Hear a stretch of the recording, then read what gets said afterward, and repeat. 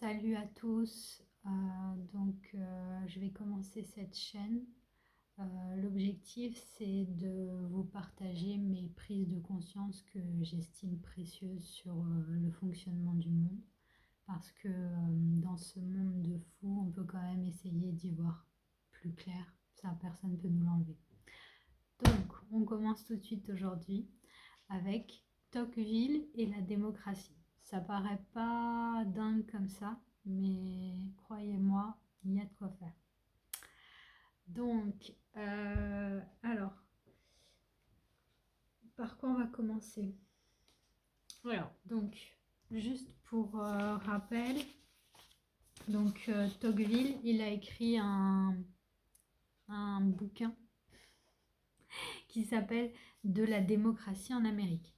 Et franchement, j'ai été complètement époustouflée par le diagnostic qu'il a fait sur les travers de la démocratie, qui sont, selon moi, tellement modernes et valables à notre époque. C'est complètement incroyable.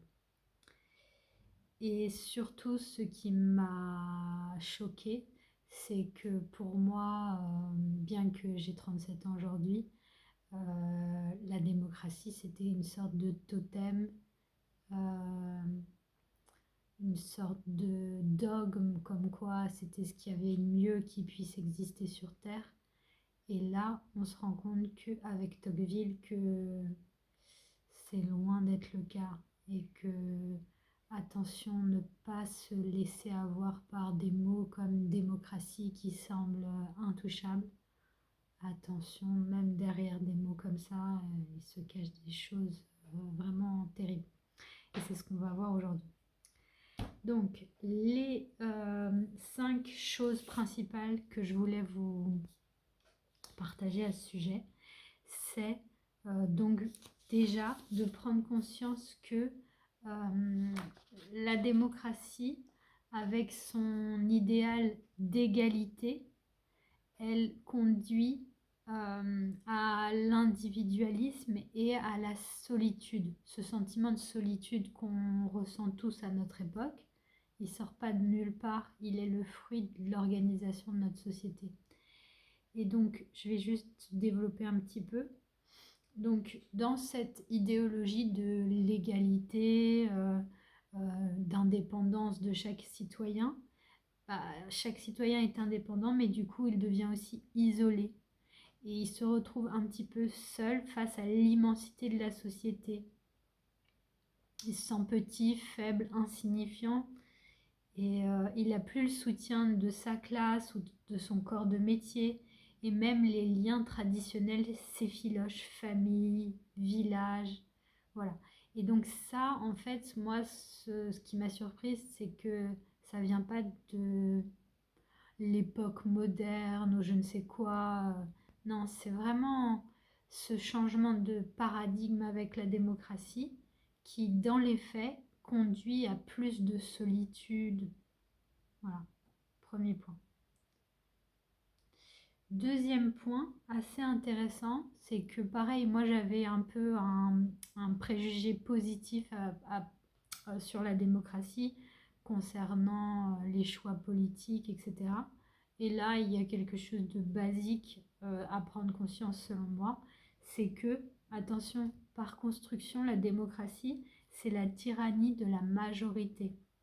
Et donc, globalement, ça veut dire que le dogme dans la démocratie, c'est l'opinion de la majorité, c'est ce qui fait la norme.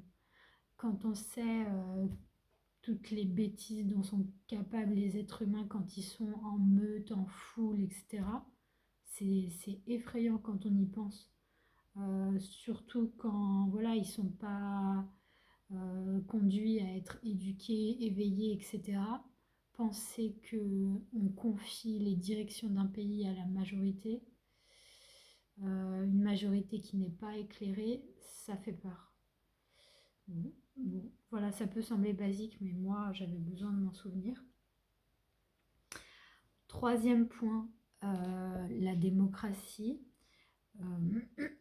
Quelque part, c'est ce qu'on appelle, ce que Tocqueville appelle, ça conduit au despotisme doux, c'est-à-dire à une certaine castration des individus, une certaine déliquescence de leur propre pouvoir, de leur propre capacité d'initiative, parce que donc on a parlé de leur solitude et de leur fragilité, et ce qui va avec cette solitude et cette fragilité face à l'État, c'est qu'ils ont tendance petit à petit à s'en remettre complètement à l'État pour tout.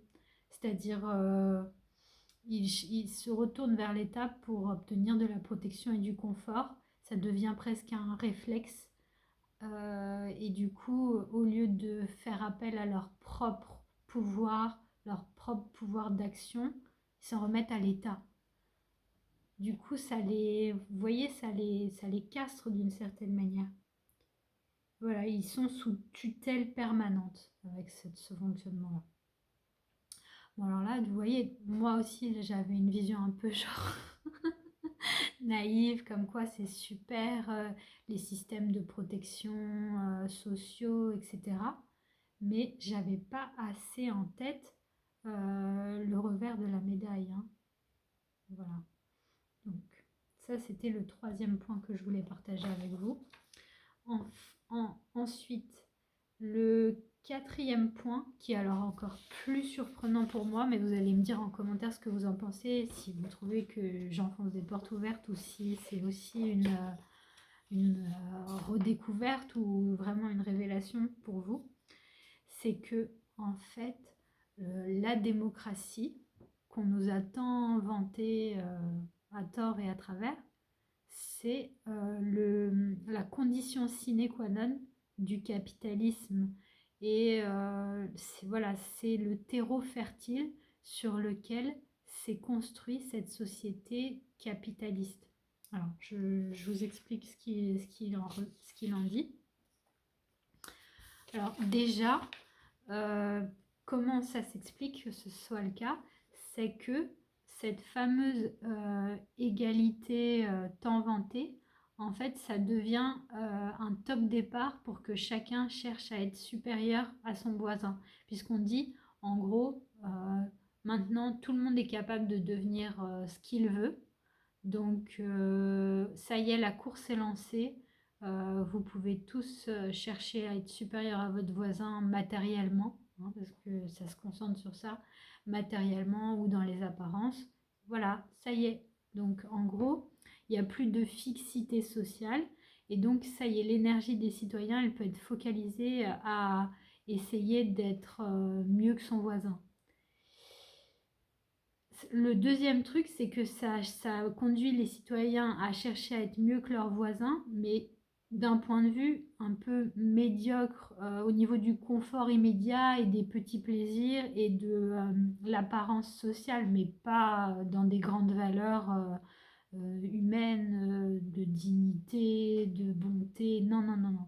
Ça se focalise sur du confort immédiat, du court terme, du prosaïque, vu que la chasse est ouverte. On essaye de gagner le plus et à court terme. Ça aussi, vous voyez, moi je croyais que c'était juste notre société actuelle avec les réseaux sociaux et tout. Mais non, c'est la démocratie qui donne les conditions nécessaires pour que cette course, entre guillemets, soit lancée. Et du coup, voilà, c'est plus une recherche de grandeur comme ce qu'il pouvait y avoir au moment des pharaons ou des rois. C'est chacun essaye d'être dans son petit bien-être matériel. Le culte du facile, du doux, de l'agréable, du rapide, du confortable vient au moins en partie de ce cadre démocratique. C'est quand même dingue. Et alors, voilà, moi, ce qui me touche le plus, entre guillemets, c'est justement que ça s'accompagne de cette perte de perspective transcendante. C'est-à-dire que les hommes perdent le goût des grandes idées et regardent vers leur salon et se cantonnent à moi et mes biens. Voilà. Et ça devient un substitut à la chaleur des liens sociaux et aux besoins de transcendance. Alors d'autant plus quand il y a eu l'apparition de la laïcité, qui est là aussi un dogme, soi-disant la meilleure chose qui puisse nous arriver. Mais il faut savoir que c'est à double tranchant. C'est vrai que la laïcité, quelque part, ça a permis aussi d'exiler la spiritualité dans la sphère privée. Et donc, voilà, la spiritualité, la transcendance, les grands principes, les grandes valeurs, c'est comme si elles avaient été exilées de la vie publique. Les projets, c'est plus que de la gestion plate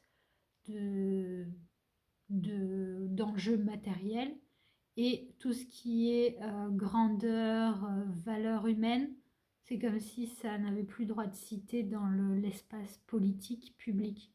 C'est complètement dingue.